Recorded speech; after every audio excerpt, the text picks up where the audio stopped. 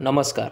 तारांगण या मालिकेच्या माध्यमातून आपण अशा काही मराठमोळ्या अभिनेत्रींची माहिती घेतोय ज्यांनी भारतीय सिनेसृष्टीमध्ये उल्लेखनीय कर्तृत्व करून दाखवलेलं आहे. आणि याच मालिकेमध्ये आज आपण जाणून घेणार आहोत जय संतोषी मा या सिनेमामुळे अवघ्या भारतीयांच्या मनावर गारूड करणाऱ्या अभिनेत्री कानन कौशल म्हणजेच इंदुमती पैगणकर यांच्याबाबत. त्यांच्या एकूण जीवन प्रवासाला सुरुवात करण्याआधी आपल्या सर्वांना विनंती आहे की आपण फिल्मी बुडबकला लाईक करून सबस्क्राईब करून ठेवावं, जेणेकरून इथून पुढच्या व्हिडिओची नोटिफिकेशन देखील आपल्याला वेळेवर मिळतील. धन्यवाद. सुरू करूयात आपण कानन कौशल उर्फ इंदुमती पैगणकर यांच्या जीवन प्रवासाला. नमस्कार, मी नीरज आणि आपण पाहताय फिल्मी बुडबक. सर्वात आधी आपण जाणून घेऊ की इंदुमती पैगणकर यांचं कानन कौशल झालं तरी कसं.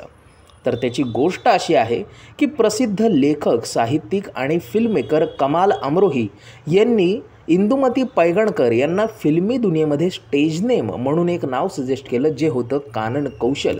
आणि इंदुमती पैगणकरांनीही कानन कौशल हे नाव घेऊनच सिनेक्षेत्रामध्ये पाऊल ठेवलं आणि पुढे आपल्या नावाचा ठसा त्यांनी कायमचा करून ठेवला.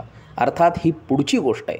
त्यांच्या बालपणाबद्दल जाणून घेतल्यास आपल्याला कळतं की कानन कौशल म्हणजेच इंदुमती पैगणकर यांचा जन्म 21 मार्च 1939 साली बडोद्यामध्ये झाला होता.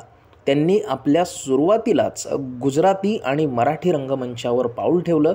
दोन्हीही भाषांवर त्यांची उत्तम पकड होती, कारण लहानपणापासूनच त्या बडोद्यामध्ये, जिथे मराठी आणि गुजराती कुटुंब ही बऱ्याचदा आपापसात खेळीमेळीच्या वातावरणात राहतात, त्यामुळे दोन्ही भाषांचे संस्कार त्यांच्यावरती एकत्रच झाले.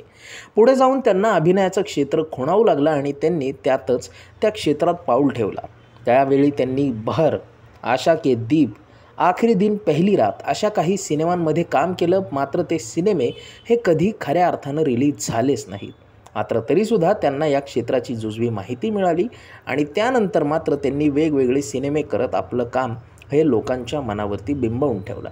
त्यांचा 1975 सालचा जय संतोषी मा हा सिनेमा आज देखील करोडो भारतीयांच्या मनातील एक श्रद्धेचा विषय आहे. यासोबतच मराठीमधला त्यांचा मुंबईचा जावई हा सिनेमा देखील आजही बऱ्याच लोकांना जसाच्या तसा लक्षात आहे. मात्र यासोबतच त्यांनी सती सुलोचना, धरती ना छोडू, मेला, परदेसी, ये गुलिस्तान हमारा, हनुमान विजय, बिदाई, रुत रंगीली आई, मान अपमान, सनम आपकी खातिर, एकटी, घूंघट, पाहुणी, नागचंपा, भगवान समाए संसार में, करवा चौथ, जय महालक्ष्मी माँ, जय द्वारकाधीश, तीर्थयात्रा, इतनी सी बात, माया मच्छिंद्र असे अनेक सिनेमे केले. मात्र कुठेतरी जय संतोषी मा हा त्यांच्यावरचा टॅग कुठेही कधीच पुसला गेला नाही, जो आजही त्यांच्यावर तसा आहे. कारण इतर सगळे सिनेमे एकीकडे आणि जय संतोषी मा या सिनेमानं घडवलेला इतिहास दुसरीकडे.